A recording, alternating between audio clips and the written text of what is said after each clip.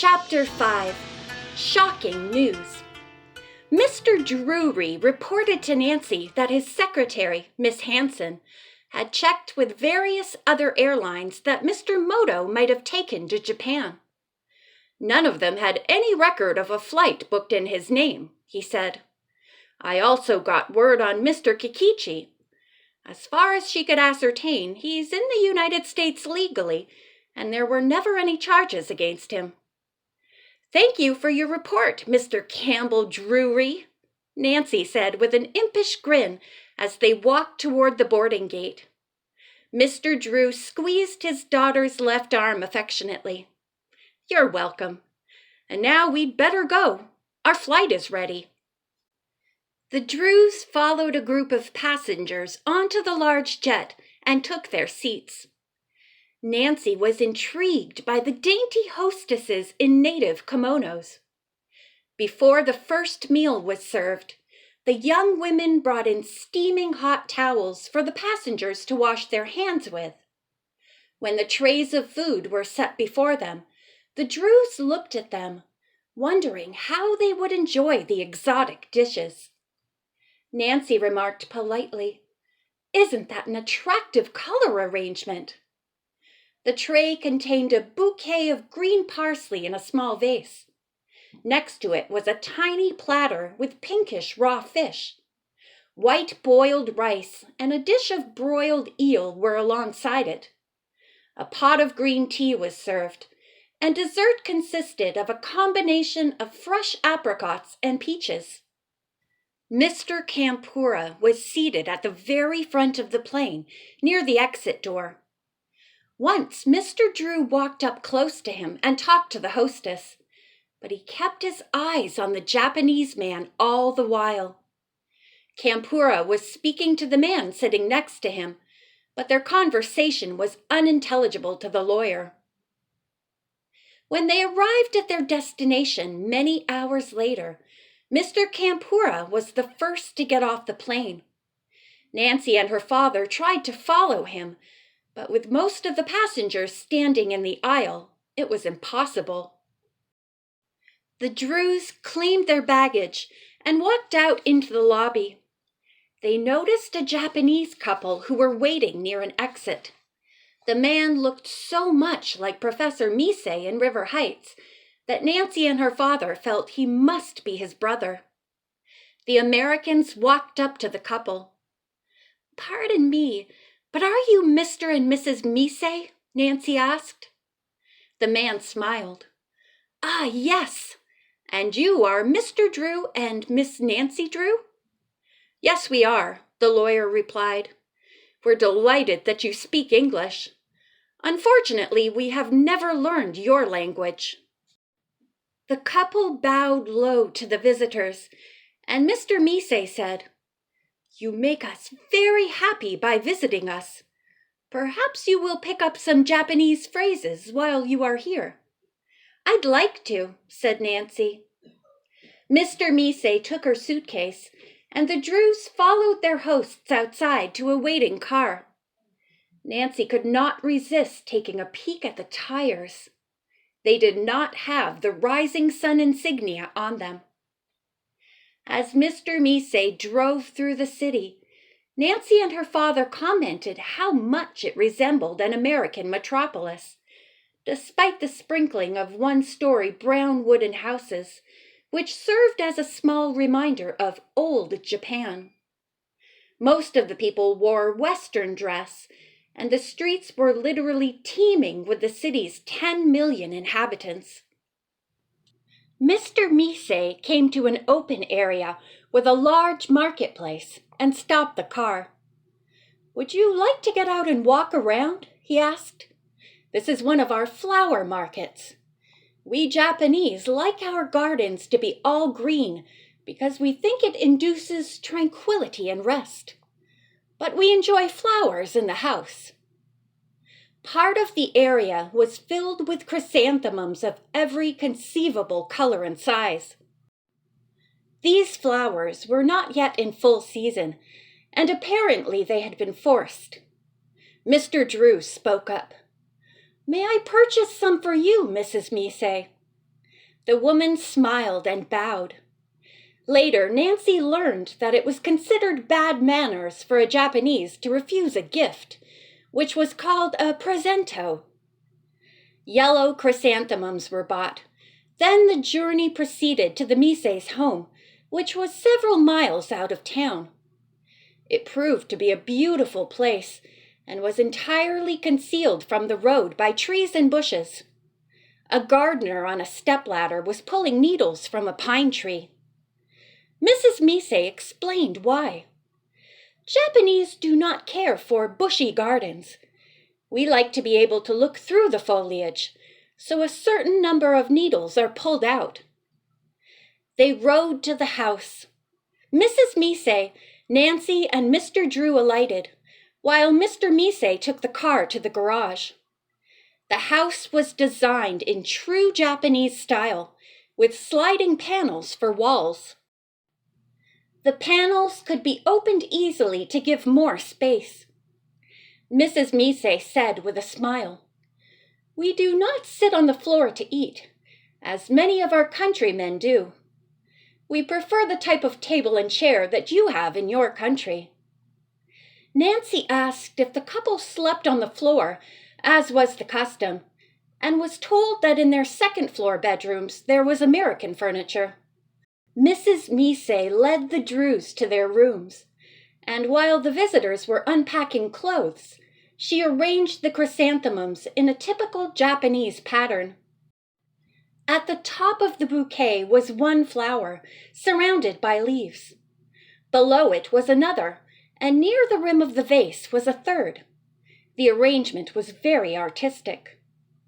When Nancy and her father came downstairs and noticed the beautiful bouquet, Mrs. Misei explained that the top flower represented heaven, the middle one man, and the lowest one earth. At dinner, which was served by a dainty young woman in Japanese costume, conversation turned to the main reason for the Drews' visit. The stolen necklace was not mentioned, but Mrs. Rossmeyer was. The Miseis had heard of her through the press, but had never seen the woman. "We are interested in an organization called Worldwide Gems," Mr. Drew told them. "Do you happen to know a Mr. Kampura, who is connected with the company?" Mr. Misei said, "I have met the man, but do not know him well. Worldwide Gems has its main office in Tokyo, but the many salesmen are scattered throughout the world." Nancy asked, "Would it be possible for us to meet Mr. Kampura?" Mr. Misei thought this could be arranged. He would telephone in the morning to find out. Now the Drews told the Miseis about the missing jeweler, Mr. Moto. "We heard from his friend, Mr. Kikichi, that he had gone to Japan," Nancy explained. "But none of the airlines we asked had issued a ticket to him. We think he might have been kidnapped." "Oh, no," Mrs. Misei said. "What are you going to do?"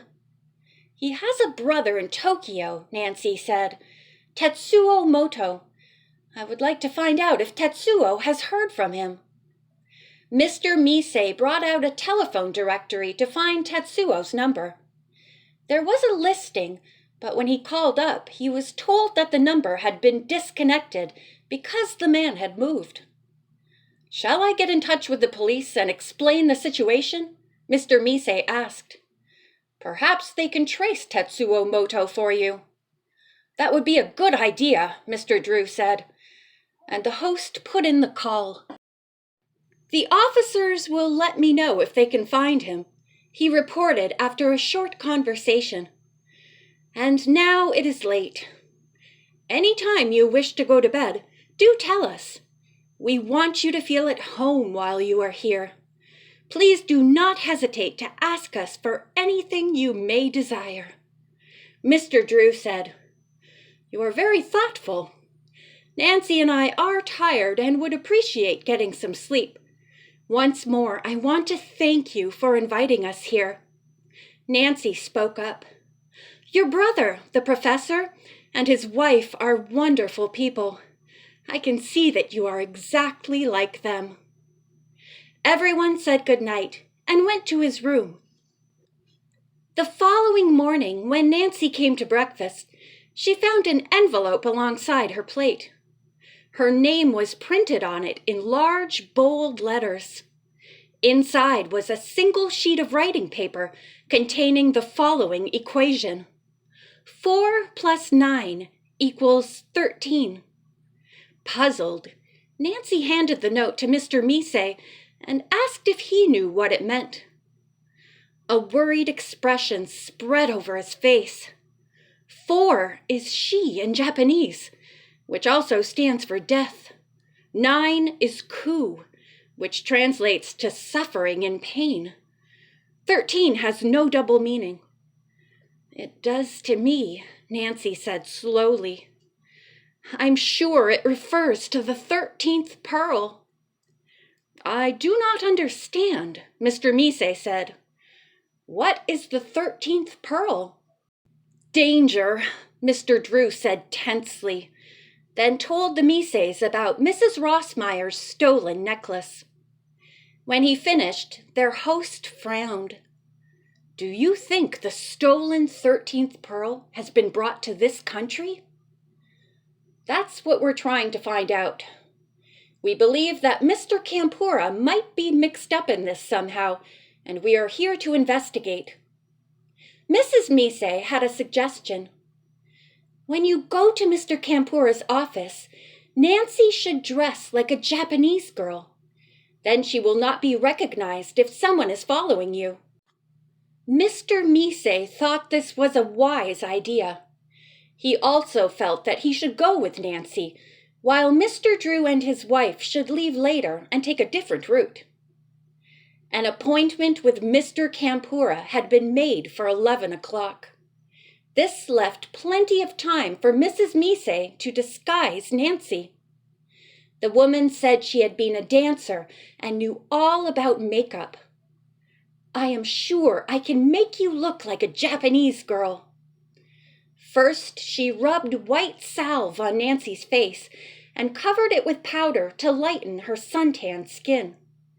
Then she darkened and upturned Nancy's eyebrows and put a black wig on her head. It had a tiny lotus blossom on one side. She was given a rosebud-type mouth. Finally, Mrs. Misay brought out a pretty but subdued kimono, an obi, a pair of white stockings, and sandals. When the young detective was ready, she went downstairs. Her father and Mr. Misay were astounded at the change in her appearance.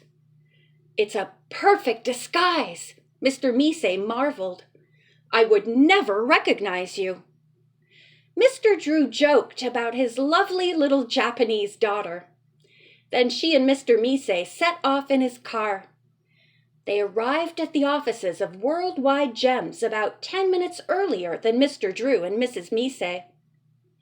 Mr. Campora had a very attractive office, furnished partly in Japanese and partly in Western style.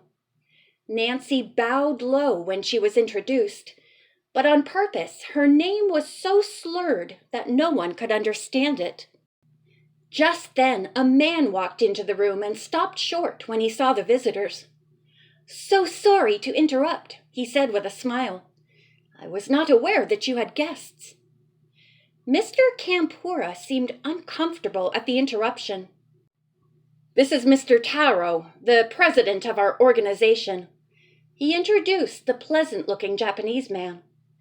"May I present—" But Mr. Taro, not wishing to disturb the meeting, had already turned and slipped out the door. Nancy breathed a muted sigh of relief, since she did not want her name repeated. "What can I do for you?" Mr. Campora asked, impatience showing in his voice. "I will be brief," Mr. Drew replied, realizing that Mr. Campora did not wish his callers to stay long. "I am a lawyer in the United States, and it is important that I find Mrs. Tanya Rossmeyer. I understand she is probably in this country buying jewelry." Mr. Campora said nothing, So Mr. Drew went on. It is essential that I discuss a legal matter with her. I've been told that she has purchased a good bit of jewelry from your company. Can you tell me where she is? There was a long pause. Then Mr. Campura said, Yes, I know of Mrs. Rossmeyer. She was a client of ours. But I believe she was in Europe recently and met a tragic death. End of chapter 5.